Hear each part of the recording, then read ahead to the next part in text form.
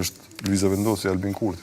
Jo, më duket kanë pas të gjithë guxim për të krijuar një situatë e cila ka dërguar vendin në një krizë të thellë institucionale edhe të zhvillimit edhe të atyre skenarëve të rrezikshëm dhe në aspektet e tjera të sigurisë, por para se të bëjmë një analizë më detajueshme, unë them që kjo marrëveshje ose ky votim i sotëm ka ardhur si një lloj presioni politik të heshtur, të cilët ata që janë ulur pastaj atje e kanë marrë gjatë tyre 30 ditëve të fushatës, ku qytetarët në heshtje i kanë lënë pa frymë dhe ata liderët e tyre të djallëzuar gjatë këtij muaji.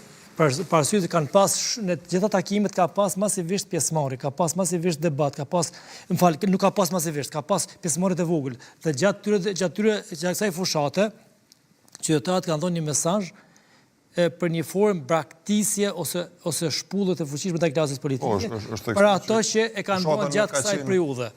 Si fushat e kaluara. Tani, në skenarët e tyre politik, të dyja klasa politike, duke filluar fillimisht me atë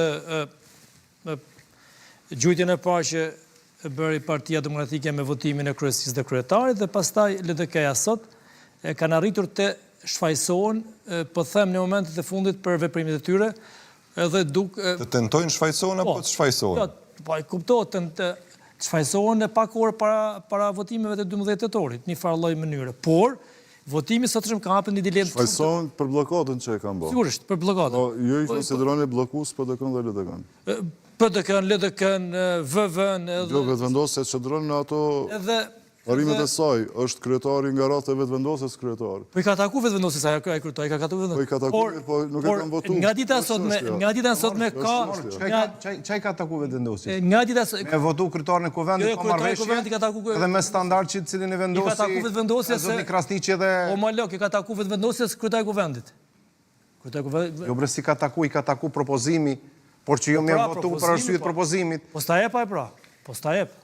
Dhe tjetra, prej sot ardhi kemi një marrëveshje të heshtur politike në mes palëve. Marrëveshje të heshtur politike. Pa publikuar, cila mund të publikohet ose kornizohet pas rrethonave të raundit të parë të votimeve. Kur thon marrëveshje të heshtur politike për çka? Për kuvendin sot dakord, po edhe për te kuvendit për formimin e një qeverie shumice e cila mund të fillojë të duken. Le ta saksojmë një gjë. Lëvizja vendosje LDK-ja ka një marrëveshje të heshtur? Sigurisht, se ato lexoheshin nga ato deklaratat e deputetëve të dy grupeve. Albolena jepte mesazhe të buta, pastaj Glauku shpërnda doli për herë të parë pas 7 muajsh foli me entuziazëm, do të formohet qeveria, caktoi edhe vendin e tij në çfarë kabineti, çfarë posti portofoli do të marrë në kabinetin në qeverinë e re, atë diplomatik, dhe këtu ka një prapavi dhe skenar thellë të koordinuar për një qeveri. Edhe pas deklarimeve të Lumir Abdixhikut, që thot është akt kombëtar sot mos bashkëpunosh. Sigurisht sepse ai tha në frymën, LDK ka deklaruar për imrandë në frymën e Kushtetutës. Jo vot në frymën e Kushtetutës, dhe vota në frymën e Kushtetutës, kështu është. Domethënë, këto dy janë vërpimet e sotshme, domethënë vota në frymën e Kushtetutës dhe fillimi i marrëveshjes të re pas raundit të parë. Po do të ketë zgjedhje, do të ketë qeveri, LDK vetvendosur. Për mendimin tim do të ketë edhe pse pastaj doli me një goditje në prapavi zoti Krasniqi, ku kërkoi zgjedhje shpejt zgjedhje, sepse Krasniqi ka qenë në garë për të hyrë në qeveri me Kurtin, Kurti e ka refuzuar vazhdimisht edhe pas takimit që kanë pas të muajin korrekt, dhe duket që janë ngushtuar skenarët e Partisë Demokratike dhe mund të ketë një marrëveshje për një qeveri të madhe.